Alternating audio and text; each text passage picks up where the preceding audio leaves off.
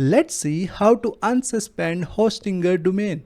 First of all, we need to log into our Hostinger Edge panel. Now from the top, we are going to click on this question mark icon. Now at first, we will select the topic. I will select account management. Now click on start a live chat.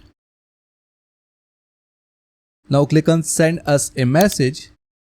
And now you can easily talk with the Hostinger agent and they will confirm you why your domain is suspended, and they will also help you in unsuspending your domain.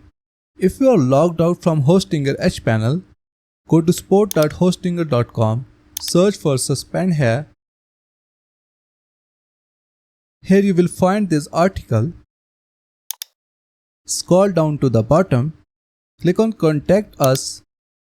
Now again scroll down to the bottom and you can message Hostinger on this email, or you can click on contact page for further options. That's it for today. Thanks for watching. Please like and subscribe.